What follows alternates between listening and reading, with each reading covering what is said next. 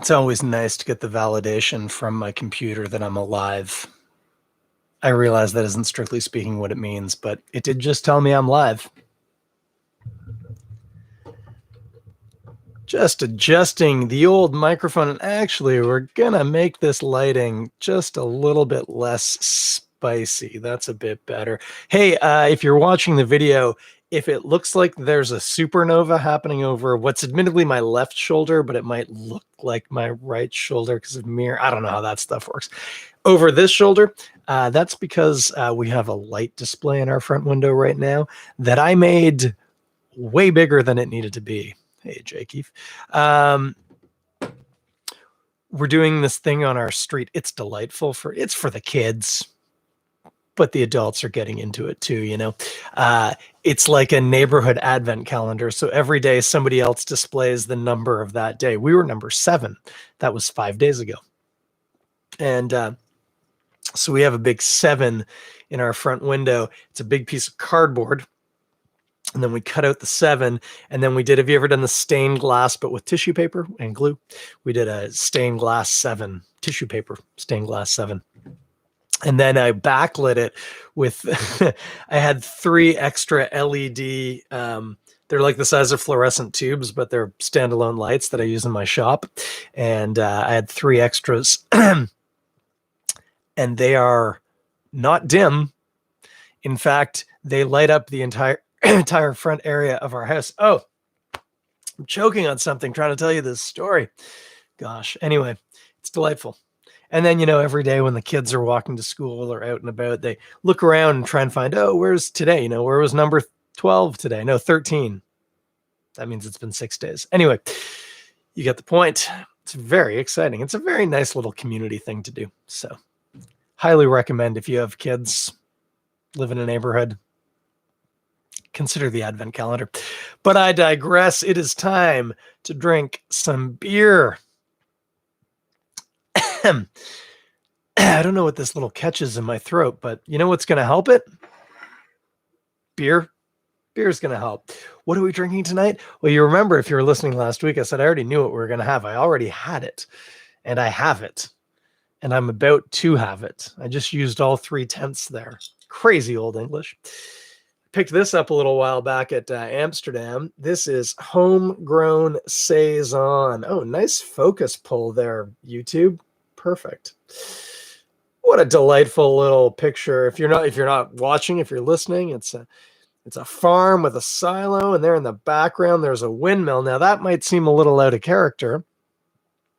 Windmill. We don't have too many windmills here in Ontario. We have a few. None of them are really functional that I know of.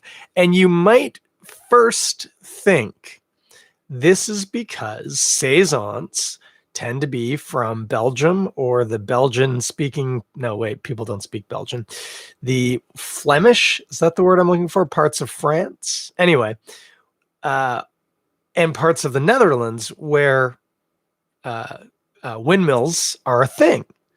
And you wouldn't be wrong, but much more likely what this little windmill is a little nod to is the fact that Ian, the brewmaster at Amsterdam, is a Dutch citizen, but it's a little bit more complicated than just being a Dutch citizen. Oh, hi, Ben Johnson.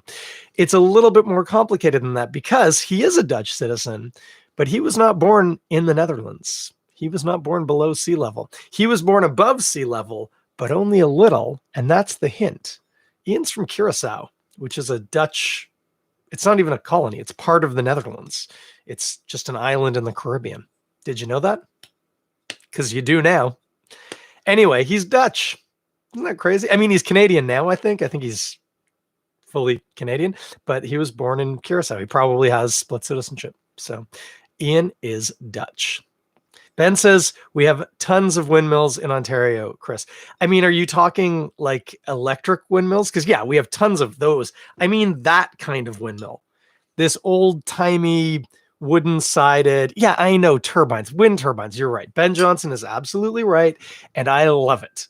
We have tons of wind turbines, which are windmills, but they aren't driving mills. I mean, they might be via electricity, but they don't direct drive mills and they don't direct drive wood shops, which is crazy cool, by the way. We have 2,663 turbines in Ontario. Ben just Googled it. God bless you, Ben Johnson, and your Googling ways. Yes, we have windmills if we count them like that, but not these ones.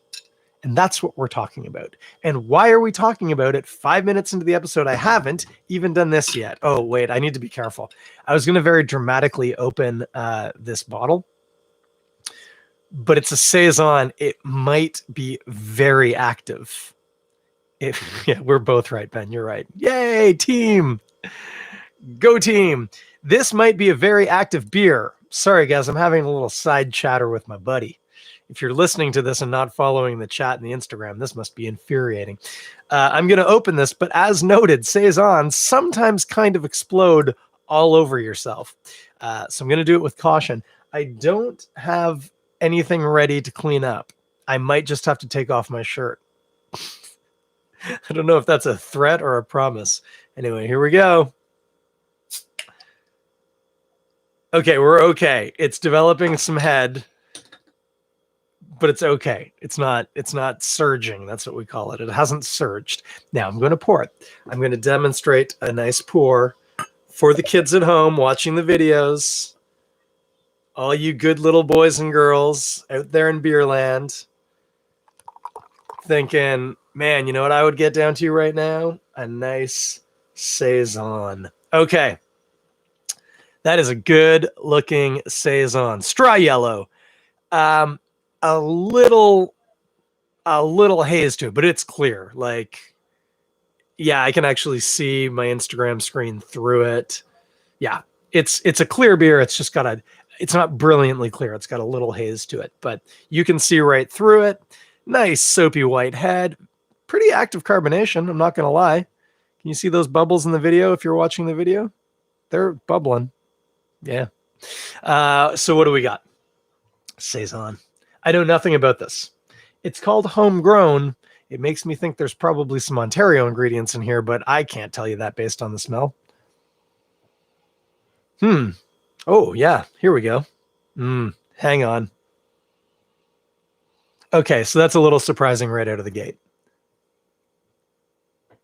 Oh, there's a citrusy quality, almost lemony. It smells like New World hops. Just strange because I know Ian well enough to know that he tends to like to use Styrian, especially Golding's hops. Perhaps some, come on, help me out here. Saaz. He likes spicy Old World hops, but this does not smell like Old World hops. It smells like New World hops. Not like IPA levels of New World hops, but there's a really juicy, citrusy quality to the nose. Yeah, it's earthy and a little orangey is actually what I think I'm getting. Malts, I mean, it smells like Pilsner malt. Not getting a ton of other complexity off of that. I'm looking for the Saison. So Saison should always have a yeast quality to it. Now, full disclosure, I was just drinking a Lake Effect IPA from Great Lakes, so I might need to sort of reset things a little. You know how I like to do that if you listen to this show. I smell my own skin. And at the moment, I must say, I smell pretty good. I think I smell pretty good. Okay, let's try again. Yeah, there's a little bit of it's almost a medicinally spicy kind of quality to it. But it's the main attraction here seems to be hops, I think. Maybe there's citrus in this. I don't know. I haven't read the label. Well, I'm going to drink it.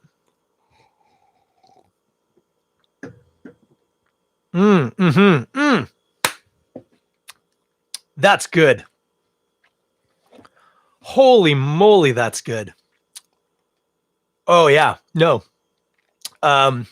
White pepper, maybe a little nutmeg.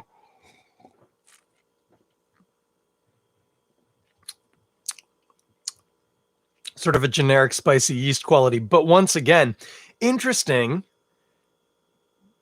Maybe it isn't hops I'm smelling. It's got a lemony quality to it, or again, it's not lemony. It's a little tart, but it's orangey lemony. It's citrusy. Hang on. Yeah, and a little dank. No, that is hops. I'm pretty sure it's hops.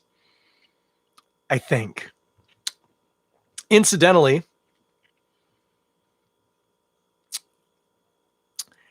I don't like committing to this. It's Pilsnery malty. It might be floor malted. There's a dank quality that I think is the hops, but sometimes floor malted Pilsner gets this complexity to it that isn't quite, well, you know, when I talk about like canvas, it's almost a little canvassy. Ben Johnson says, this sounds lovely, though I'm not sure I've ever had an Ian made Saison I didn't like. Amen to that.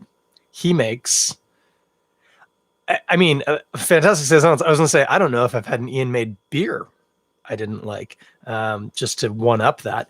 But yeah, Ian makes some pretty mean Saisons. Yeah, Ben Johnson, why don't you just come on the podcast? I know you got COVID. You can't smell anything right now, but always welcome, buddy. Anyway, back to this. I think it could be floor malted Pilsner. And yeah, there's a tartness. So that can be from the Saison yeast for sure. But there's also this citrusy quality that I think is the hops, because I think there's New World hops in here. It's not bitter. Like it's not IPA at all. It's just aromatics more than anything. Really nice, spicy Saison yeast. I'm amazed I wasn't getting that on the nose, but I think it's just because the hops are so aromatic. Like now that I've tasted it, smelling it, I'm like, yeah, I can smell what I was tasting, but it's way more prevalent on the palate. And it's quite dry, but a little tart. Fantastic beer. Really nice weight. It's, it's quite a light-bodied beer, but it's a little bit more dense than you would expect sometimes from a Saison. Again, especially because it's quite dry. Dry beers tend to lack body because they've lost a lot of their sugar, and sugar and protein are the two things that make beer have body. So it's got a bit more body than I would have expected, but it's quite nice. Carbonation's like small and prickly, just the way I like it.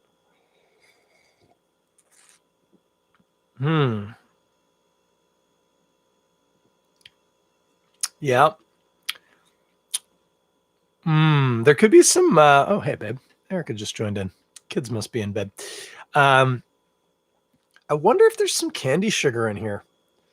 There's a sucrosey kind of quality, or like a dextrosy, but not like in like dextrose syrup, more like in a candy sugar kind of way.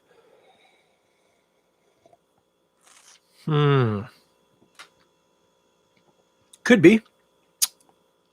Could be. Finish, incidentally, slightly tart. Again, citrusy and a little earthy on the finish. Not quite dank. I've been saying dank. It's not quite dank. Let's go with earthy. Earthy is probably a better way of putting that. Like wet forest floor. That doesn't sound super appealing, does it? Oh, and I just actually burped a little bit. The yeast is very prevalent when I burp.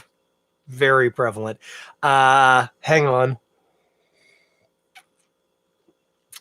Again, I don't like to put my name on this.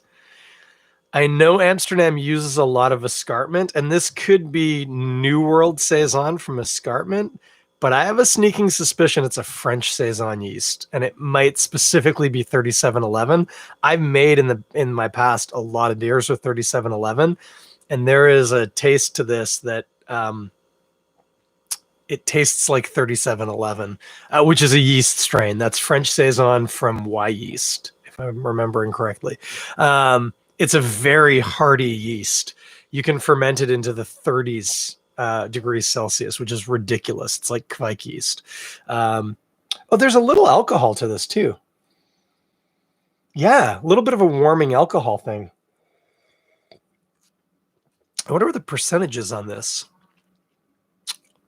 It's not like boozy, but there's some heat to it. I bet it's over 6. I bet it's like 6.5. Okay. Hey, we can answer a lot of these questions by going to the bottle. What have we got here? This is Amsterdam Adventure Brew Specialty Beer Program. It does say strong beer, so we know it's over 5.5%. Homegrown, Saison. Again, beautiful pastoral picture with a windmill. Homegrown Ontario ingredients. Sounds like it might be all of them. Malts. Oh, interesting. I was completely wrong about this. Now, I don't know why they've listed them in this order, because I have to assume maybe it's 50% wheat, which explains that tartness. There is malted wheat in here. There's also raw wheat. There's Munich in here, which could be what Munich's got a caramelly quality. That could be what I was saying when I thought candy sugar. It just says lager malt. Don't even know what that is. Well, to be fair, if it's all Ontario, it's from one of the Ontario producers. So it's something specific that they're growing. And then raw barley and raw wheat. Here's where I feel kind of justified. The hops are Chinook and Cascade, two of the major C hops. Definite orange appeal. See what I did there? Appeal. I didn't know this was the dad joke night, but there it is. What does this say? Homegrown Saison, 6.5% alcohol, 32 IBU. That's generous for a Saison. Tasting notes. This Saison is made with 100% Ontario-grown hops and barley. The blend of barley and wheat malts hails from Barn Owl, there you go, in Belleville, and the hops were grown in Eden by our friends at VQH Farms, two of the major Ontario producers right now. Aromas of white sage, candied lemon, and pear. Huh. Didn't get the pear so much. I mean, of course, as soon as somebody says that, I'm like, yeah, well, of course it tastes like pears. What idiot wouldn't know that? Pears all day. It's a parent. There's pears in here. There isn't actually, by the way, guys. That's just taste. Candied lemon. I know I kept saying lemony. I'm still sticking with orange, though. The beer has a refreshing dry finish with a hint of grassy bitterness. It definitely has some hoppy bitterness on the finish. Grassy isn't necessarily the direction I would have gone with that. I'm finding it more earthy again. Forest floor-y. An ode to homegrown ingredients. Well, you know what I'll tell you about this beer that wasn't on the bottle? It's killer. This is a really good Saison. Very interesting, too, because it isn't a typical take on the style. Most of the time, if somebody does a straight Saison like this, and they haven't identified it as a regionally specific Saison. Most of the time, what you get is Pilsner malt, maybe some darker malts. I used to always do my Saisons with Munich and Vienna, and I would do like 3 parts Vienna to 2 parts Munich. That's just my own thing. Up to 10% of the total malt bill. Wheat, totally common. Rye and spelt, also not uncommon in Saisons of any stripe. But then again, typically you're looking for yeast-driven flavor. The Saison yeast is generally the major. There are other contributing factors, but the Saison yeast is what really kind of separates Saison out from other styles. And then typically you would hop it, and it can actually be, hey, Canadian canning, it can actually be a hoppier beer without, getting into IPA territory or anything, but it can have notable hoppy qualities, but typically you would use noble hops. And again, the Golding varieties, from my point of view, you can't do much better than Styrian Golding, S Goldings. Saaz works really well. Why am I blanking on that French one? There's a good French hop that you can use in Saisons with a lot of success. You tend to get spices, grassiness, which was mentioned in the description, though I get more earthy. But again, the hops in this case were Cascade and Chinook. So they're going to tend towards the earthy side. Yeah, that's what you would typically aim for. The fact, now, part of this is because when you're saying we're only going to use Ontario grown ingredients, that does become a bit of a limiting factor. It's going to be based on, I mean, they have contracts even with Ontario growers, I think. But it's not like you can just say, I want ingredient X and I want it from Ontario. You kind of look at what's available and then you make the beer based on that. So I don't know if it was an intentional choice to use New World hops. I mean, alternatively, Styrian Goldings, I don't even know if anybody is producing Styrian at production levels. Hobbyists probably grow it, but I don't know if any of the major farms are. But even like Saws, I know we do grow Ontario Saws hops now, but it would be interesting because the nature of growing hops, if you grow them in Ontario, they don't necessarily taste the way they taste if you grew them in the Czech Republic. So it could also just be a factor that those noble hops didn't fit the bill from a flavor profile. Who knows? I don't know. I could ask Ian, but I'm not going to. At least not right now. I might message him after this podcast is over. But this is a really delightful beer. Still want to know the yeast, though, and it doesn't say. I think it's a French Saison yeast. I think it's 3711. That I kind of do want to know. And I will check that the more that I think about it. But I digress. This is a really good beer. Big bottle. It's a bomber. It's 650, clocking at 6.5%. I am going to finish it, but it's no mean feat. Let's say that. Good sharing bottle. Definitely a good sharing bottle. Really nice beer. I mean, as Ben and I discussed on the sidebar, Ian makes killer Saisons and also good beer to guards, which are related.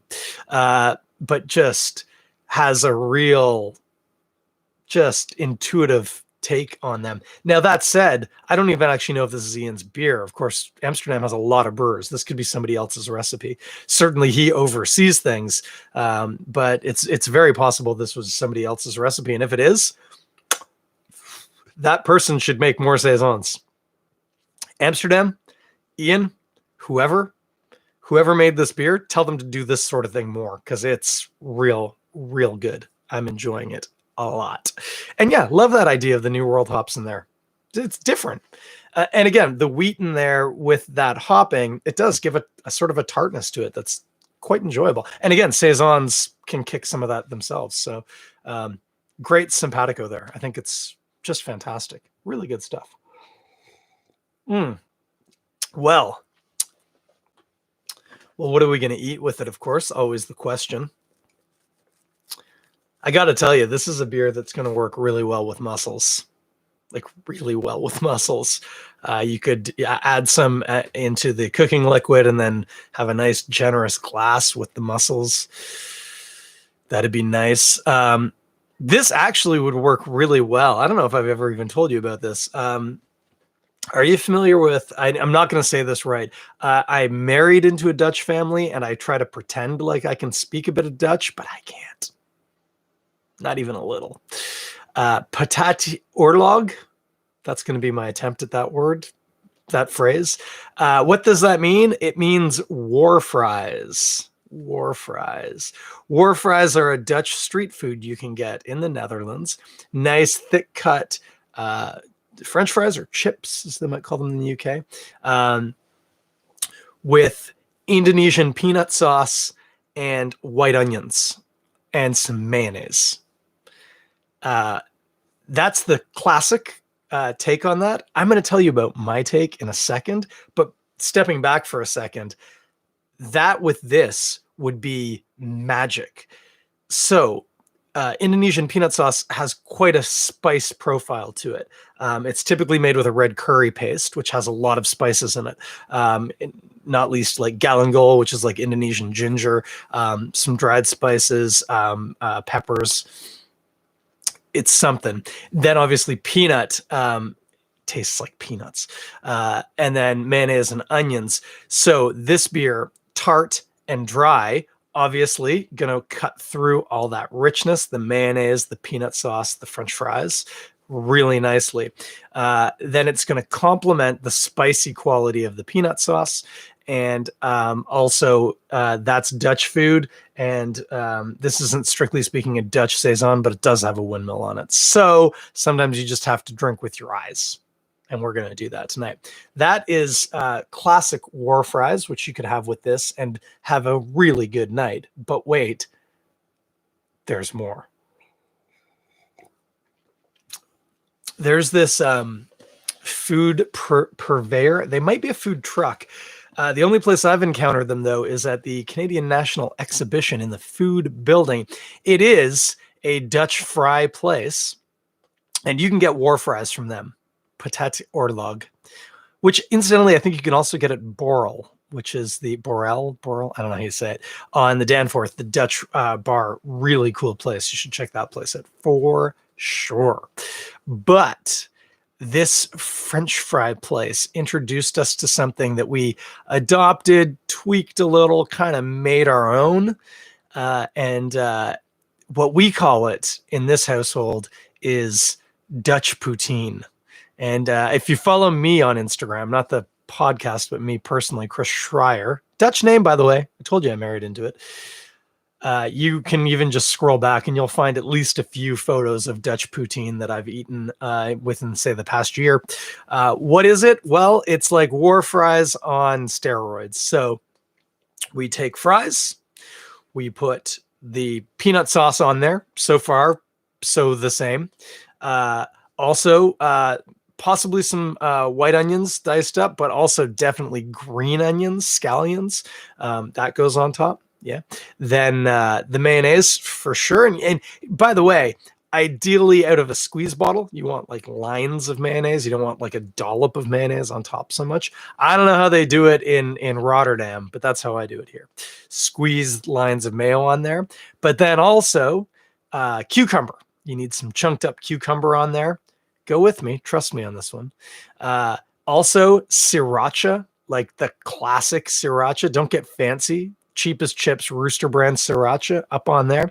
And then crispy fried onions, which you buy at Asian markets. It's Indonesian. You get them in like a big plastic container and they're like brown, crispy onion bits. They're fantastic. You're going to put those on top too. That in our household is called Dutch poutine. And in the same way that war fries were going to be good with this, that's also going to be good with it. Added bonus, spicy. That's what I'm talking about. Spicy. So good. Dutch poutine, war fries, whatever. They're all going to work really well with this. Or mussels if you want to be, obvious about things. But war fries, get some of that into you. Trust me. Look it up. It's like Patajeoorlog, I think is how you spell it in Dutch. Look it up. You will not be sorry. If you like delicious things. If you don't like delicious things, don't bother. You'll be really disappointed. But if you like delicious things, you're going to love that. Hey, I'm going to have a drink. One sec.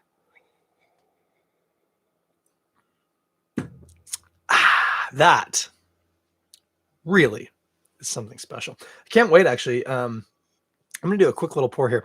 I'm going to, you see what I'm doing here on the camera, or if you're listening, I'm actually swirling the bottle up a little bit because I suspect this bottle will have settled out a little and that what I'm about to pour out is going to be hazier. Actually. Yeah, it's no longer translucent. I can't see through it anymore. It wasn't as hazy as I was expecting it to be.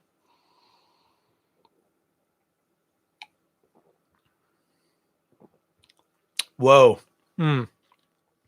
Not unexpected, but what really comes through now is the yeast characteristic, which makes sense. That means some of the yeast had settled out to the bottom of the bottle, and when you mix it back up and in, you get more of it.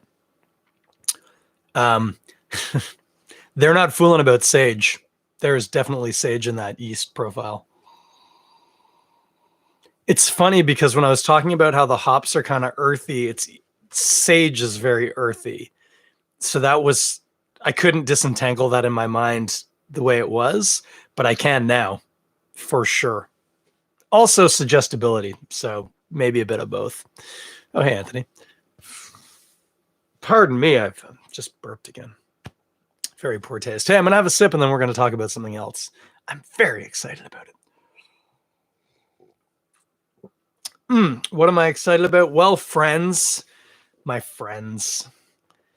What have I been ranting at you about for the past like 3 weeks? It's have you checked out Spent Grains, the craft beer zine that I produced? First edition came out in November, and I would be lying if I said I wasn't very pleased with how it came out. And I got a lot of really nice feedback about it, which is great.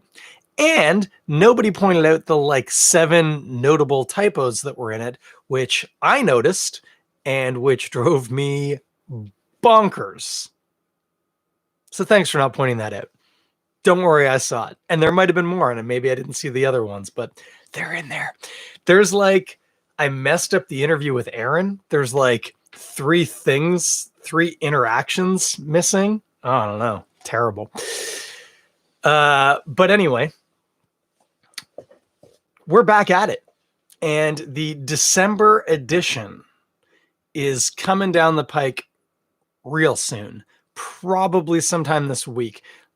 Probably this weekend at this point, but maybe sooner. It's not impossible. It was going to be like this Wednesday, but then I sold a guitar today and I have to ship it to Denmark, which is crazy, but there you go. And so that's going to take up a little bit of my mental process. Like I wasn't going to be working on the zine tonight because I'm doing this, but I was maybe going to be working on it tomorrow. But now tomorrow I have to box a guitar and international. Just what a nightmare. So the moral of the story is it's probably going to be more like this weekend when it comes out. But here's what you can look forward to. Okay. Spent Grains, issue 2. What do we got? Well, the usual suspects. We got some pub trivia. You know it. We got some horoscopes, just in case you believe in that garbage. By the way, I made them all up myself. They're completely fictitious, but wonderful, unless you're a few specific of the star signs. Hey, Rob. And what else do we have? An interview with the recently voted Brewer of the Year, Canadian Brewer of the Year. You bet. I got my finger on the pulse, guys. I also happen to know the Canadian Brewer of the Year, so that made it a little easier. We didn't have to go through some introductions. I just messaged, hey, you want to do an interview? No, not in person, just right now over this. And then I'm going to screen grab all these and stick them on a page, literally with glue. Anyway, also, and I'm really excited about this one, I got a guest writer who is going to rant at you about just being a good guest and enjoying whatever beer you get offered. It's a revolutionary statement. It's important for this moment in our history and for people in general. And yeah, you know, the other stuff, there's a beer review. It's great. There will be some events. What else is in there? A comic. Oh, shoot. I haven't done a comic yet. Well, here's the deal, kids. If you're listening to this or watching this, wherever, if you like to draw comics and you think you can draw a 4-panel or less, so you could do a 4, a 3, a 2, or just one big, like a New Yorker style comic, if that tickles your fancy, our son used to call his genitals his fancy. So it's hard to say that now. Anyway, if that tickles your fancy, get at me. Hit me in the DMs wherever you're checking this out. If it's the actual podcast, look me up. Trying to Beer Podcast. Not hard to find.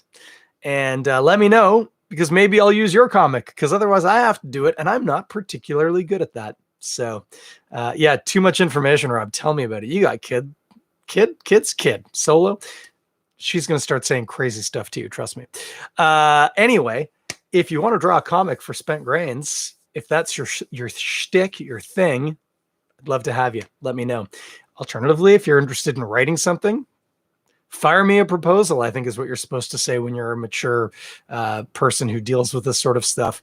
The person who wrote the guest article, we're still trying to figure out if we're going to say who they actually are.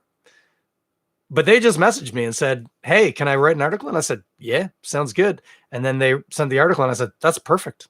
Let's run with that. So it could be that easy. I digress. Check out Spent Grains. If you haven't looked it up yet, look up on Instagram at Spent Grains Zine. That's all one word.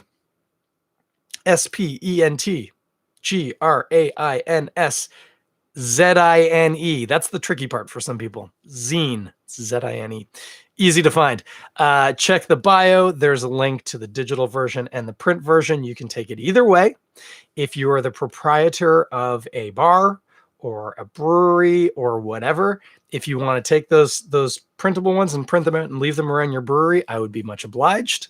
If you are an individual who just wants to read it on your phone, go with the web one, the digital one. It's a PDF. You can just read it on your phone. But however you consume it, I think it's fun. I like it. I'm pretty excited about it. Pretty excited about the December one. It's a holiday-y thing, but it's not crazy holiday-y, so don't worry. It's not like the Christmas Extravaganza.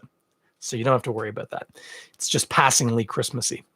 The Sounds Good to Me, by the way, which is the pairing of beer with music, that's all Christmas. So if that's not your thing, suck an egg. Anyway, that's what we got going down. Spent Grains coming out. That's the PSA. Look it up. It's going to drop sometime this week within the next 6 calendar days. The next issue will be ready. I will print it on this inkjet right behind me, and then I'll rescan it for all of you to see. That's what we're doing. Other than that, next week, what are we going to do? I got to be honest with you, it's probably going to be the Christmas Extravaganza. So if that's not your thing, don't tune in. But if it is, tune in. I don't even know what I'm going to do. Maybe I'll wear a goofy hat. Ostensibly, I'm going to drink something Christmassy, but I don't know what it is yet. If you got an idea, send it my way. Always happy to entertain suggestions. I always entertain them. I don't always take them, but I always entertain them. Anyway, other than that, I got to run. It's getting late, kids, and I'm an old man. Have yourself a good night. Oh, one more quick little side note that I think most people listening to this will have no idea and they won't care. Ben Johnson says he's going to join the Christmas show. Heck yes, he is. You heard it first here. Ben Johnson on the Christmas Extravaganza. It's coming down the pike. Also, quick little side note. This has just been warming my heart all day. A huge congratulations to my friend, Andrew Norton, who just signed a contract to play for the Toronto Arrows, your professional rugby union team in Toronto. Norton joins us from South Africa via Spain, where he played most of his professional rugby career, including getting capped for the Spanish national team through what we call residency, which means he lived there for a long enough time. He played for Spain and actually, I believe, scored a try in his first appearance to help win the game against Russia. Not a slouch on the lower tiered rugby level. So big ups to him. I met Norton last year playing rugby. He is a fantastic fella, and we are so proud and excited at Balmy that one of our own has joined. Again, we've had a few joined the ranks of the Toronto Arrows. Looking forward to seeing you on the pitch this spring, Norton. Up the beach, buddy. Anyway, that's it. That's what we got tonight. Have a good night. Be good to each other. Take care of somebody if you can. And I will be back here 7 days. Christmas with Ben.